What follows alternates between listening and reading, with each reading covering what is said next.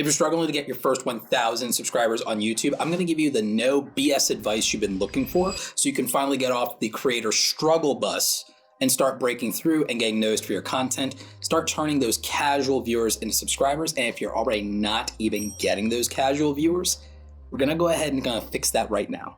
One of the most important things I can tell you is if you've made less than 100 videos, I know everyone says quality over quantity, but hear me out. If you've made less than 100 videos and you still haven't gotten to your first 1,000 subscribers, you're not alone. This is actually perfectly normal. And every one of the big creators who tells you quality over quantity probably didn't take that advice when they started out. Here's your proof of how normal this is. PewDiePie, one of the most successful YouTubers of all time with over 100 million subscribers, his first 100 videos, he only got to 2,500 subscribers. And this is a guy who was uploading every day, by the way, and did that for 10 years to get where he was at. You have Mr. Beast, the most successful YouTuber of all time. His first 100 videos, he didn't even get 750 subscribers out of his first 100 videos. He had to make 460 videos just to get to 10,000 subscribers before he broke through and was successful. I watched his 10,000 subscriber special Q&A with his mom. That's how I know that number. 460 videos plus for Mr. Beast to get 10,000 subscribers. And then you have Marques Brownlee, the, I think, second biggest tech YouTuber in the entire world, about 20 million subscribers. This guy was a kid when he started. His first 100 videos got him 74 subscribers. And yes, I know YouTube is different than when all of these creators started out, but the majority of creators just have to make a lot more content than you might think to get 1% better every upload and to finally succeed. So it's okay if you have to make your first 100 crappy videos to learn how to make better content so that you can make things people actually want to watch so that you deserve to grow.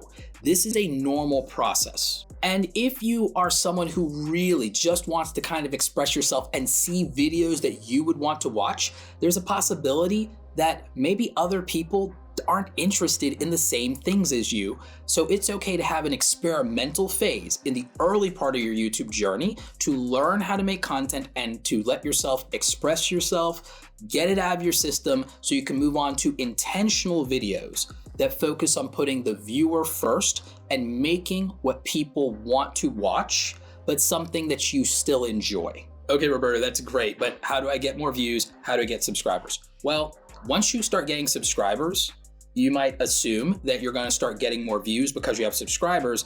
Just a hint, just so you know something.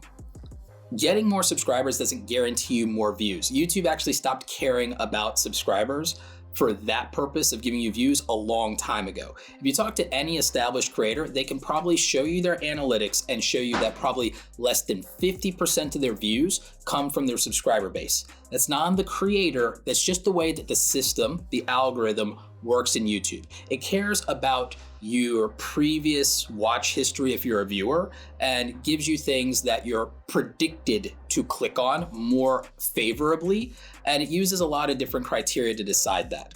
You don't need to worry about all of that as a small YouTuber. I just want you to kind of be aware of it, tuck it in the back of your head so that you understand and set your expectations so you don't get discouraged. If we're doing long form content instead of short form content, the real answer that I found is that we try to turn 1% of our lifetime views into those subscribers. So you're going to try to target getting 100,000 views total to be able to take 1% of that success and convert those people to subscribers.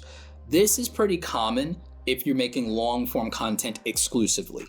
It's different if you make shorts. The thresholds change. However, the key to this is that if we create a quality experience, we might be able to convert at higher than a 1% rate. We might be able to get 1.5 or maybe 2%. Usually it's not much higher than that.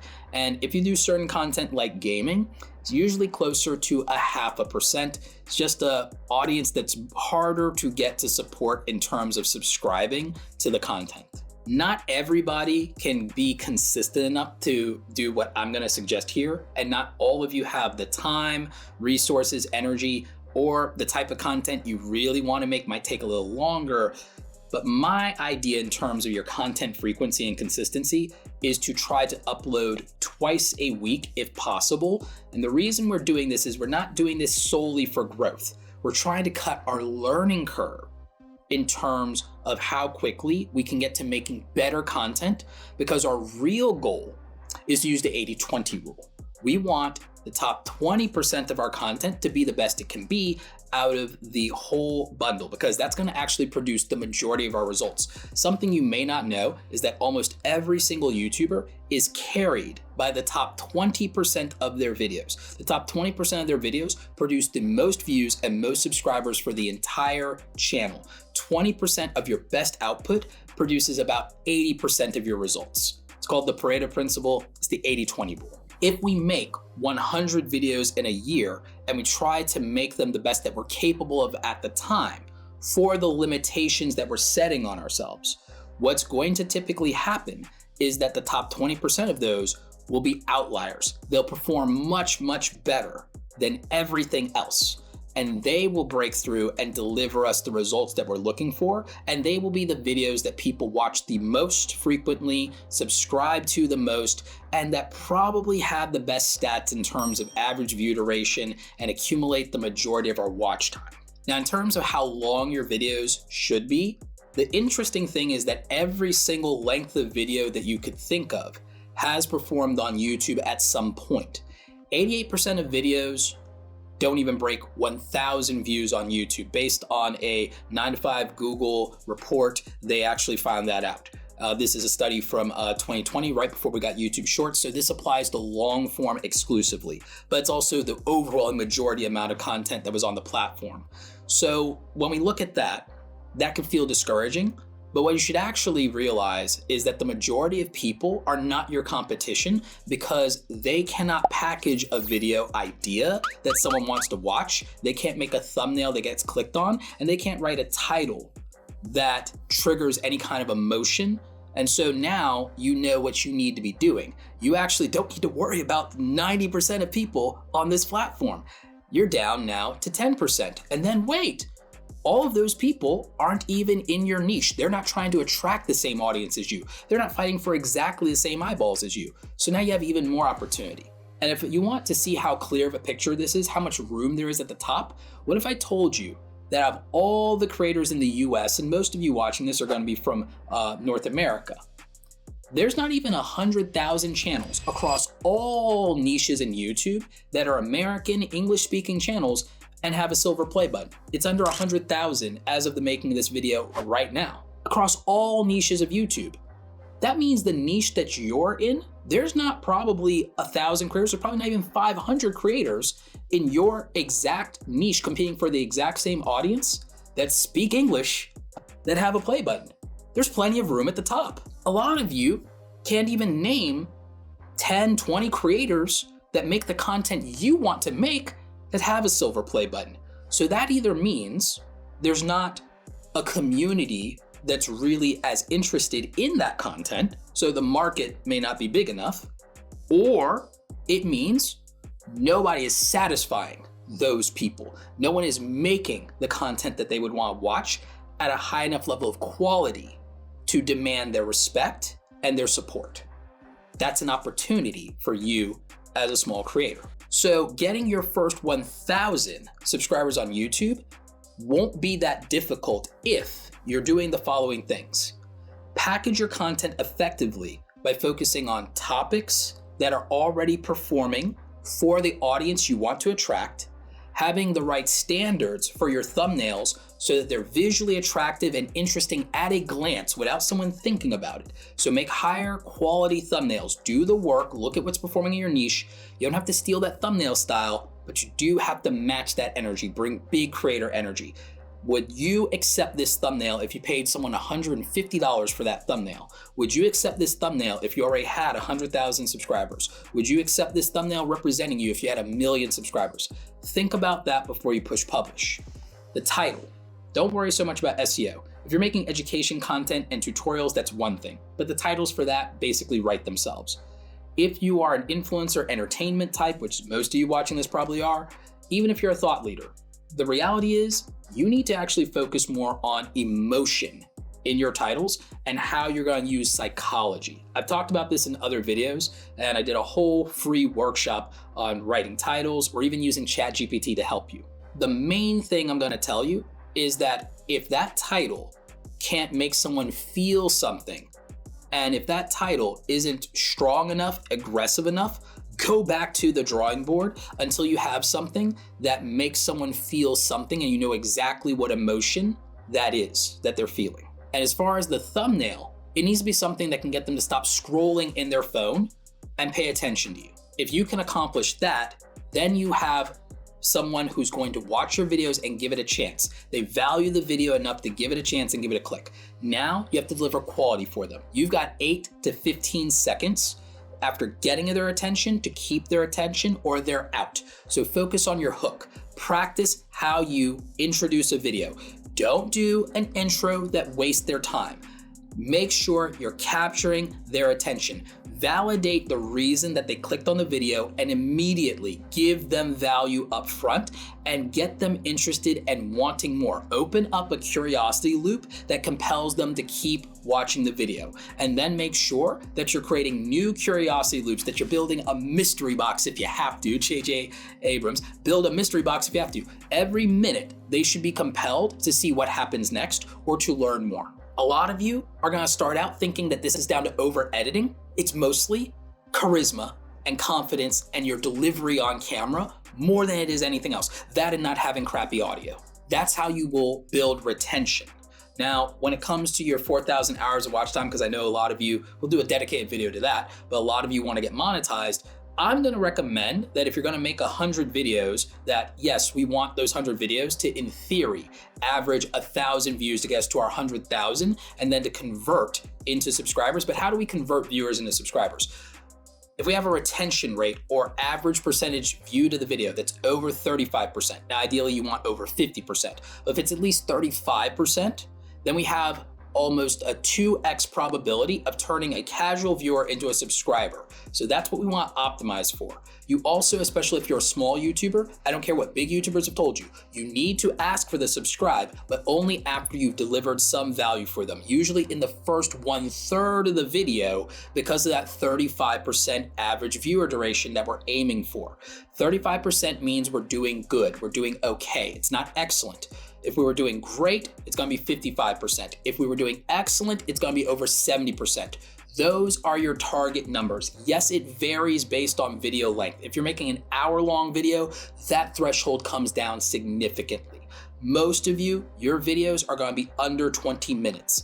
A lot of you, you know that you need them to be around 12 to 16 minutes because once you're monetized, you know you wanna put more ads in, you know you wanna make more money. So hint, hint. I recommend for that small YouTuber starting out, that majority of your videos, maybe 50% of those videos, so 50 out of 100 of them, that we try to go for anything from 12 to 16 minutes in terms of the length of the video. The reason we're doing that is because across our 100 videos, with hopefully 1,000 views average, we're trying to optimize to get around 3-minute average view durations. So the thing is, if we go ahead, if we make videos that are somewhere between 12 and 16 minutes, we can get anywhere from 3 to 5 minute average view duration averages out of that, which means across those views, it's more likely for us to be able to get to our 4,000 hours of watch time in 12 months because it comes down to 240,000 minutes of watch time. So if we're averaging that and we get 100,000 views with an average view duration of at least 3 minutes, then it means that we have 300,000 minutes of watch time. So instead of having a mere 4,000 hours, we have actually 5,000. So we've got a safety net here in case some of our videos, for whatever reason, and some of our views aren't eligible when it's reviewed by YouTube for monetization. So that's the other thing that's gonna help you out here. So I basically have told you how to get 1,000 subscribers and the 4,000 hours of watch time. Now the reason and the key that the retention rate is here is, like I said, because we're gonna do a call to action where we ask them to subscribe, about 1/3 into the video. So maybe about 3 minutes, 4 minutes into the video, after we've hooked them, we deliver value, we have people who actually are invested now, we can ask them, hey, if you're enjoying this video, make sure you hit the subscribe video and notifications so you don't miss other content from me. You're telling them what they get out of it. You're not necessarily asking them to support you. You are, but you're doing it by pitching it as something that they already care about with the qualifier, if you are enjoying this content, which is why everything you do should be about creating value for the viewer, and quality content focuses on viewer enjoyment, something that they are enjoying enough to keep watching, something that they're getting enough out of to keep watching.